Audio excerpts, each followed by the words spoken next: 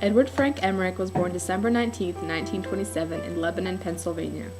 He was born into a family including his parents and one sister. Mr. Emerich had a long line of successful war veterans in his family as well. He attended public school in the local Lebanon school district. When Mr. Emerich graduated, his father wanted him to attend college, but those were not Mr. Emerich's plans. Why did you enlist into service? Well, there's quite a story connected to that because I came out of school and my father wanted me to go to college. And I didn't particularly like college. I wanted to work with my hands. However, in those days, what your father and mother told you, you did. I mean, that's the way it was. So he made me take the college course in high school, and then we planned to go to college. And then my birth date, they were going to draft me, and they weren't going to draft me. They were changing the dates back and forth. So my dad and I sat down and talked about it, and we thought, well, why don't I enlist for as small amount of time as I can, which was a year and a half. And we decided to do that. So before I did anything, I went to the service. We decided that I would go, and when I come back, we'd talk about college. At the age of 17, Mr. Emerich was sent to training camp in Fort Dix, New Jersey. The training experience there was difficult, but he excelled in shooting. Mr. Emerich knew how to shoot before he entered training because he and his father would often hunt and fish when Mr. Emerich was young. This experience led him to excel among the other troops in shooting. In 1946, Mr. Emerich left home to the foreign country of Japan. Getting there was an exciting adventure for a 17-year-old. That was another thrill for a young guy like me.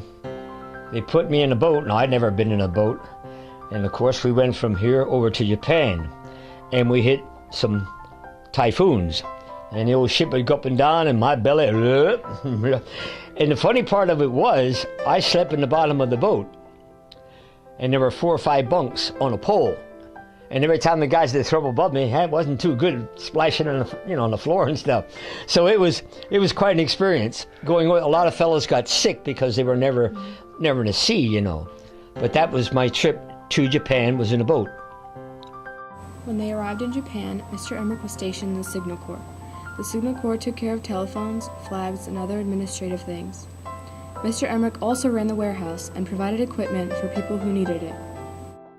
Although this branch of the Army was not involved in combat, and this period was the tail end of the war, Mr. Emerich was assigned 2 weapons. He was appointed with a .45 and a rifle. These guns were rarely needed because he was not engaged in combat. Being a young kid in the war, many friendships were formed between Mr. Emerich and other soldiers. Many people were drafted at this time, so there were lots of peers alongside Mr. Emerich. Off duty, many of the soldiers went to the cabaret in their free time. Mr. Emerich was used as a translator to communicate back and forth with the Japanese girls and the American soldiers.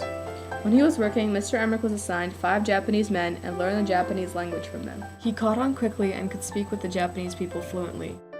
One day, Mr. Emerich was put on a special mission. Quite a story connected to that because the big shots called me in one day and said, we're going to send you to Japan, to Tokyo.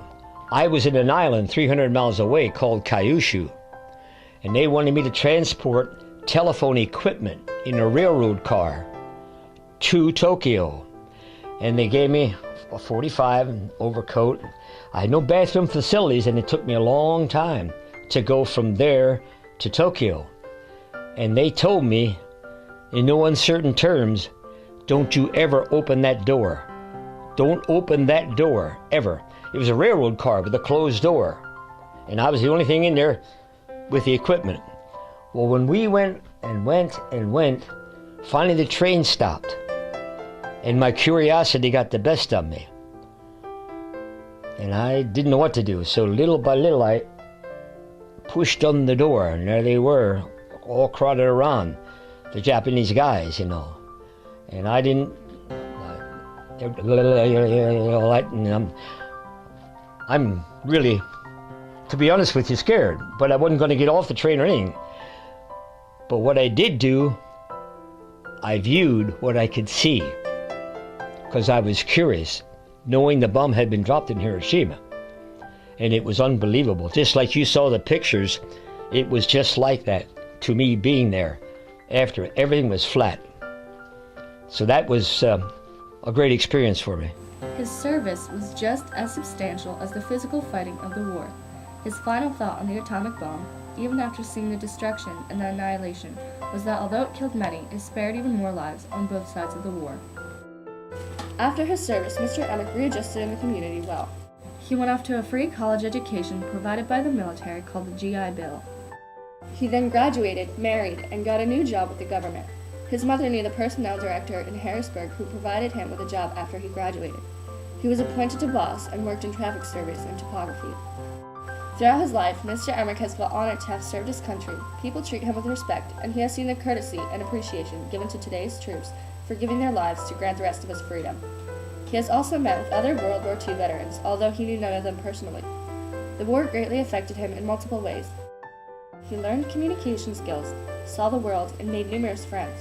The war paid for his education, and although he was not in the front line of the war and didn't experience any battles, his work was still an extremely important part of the war.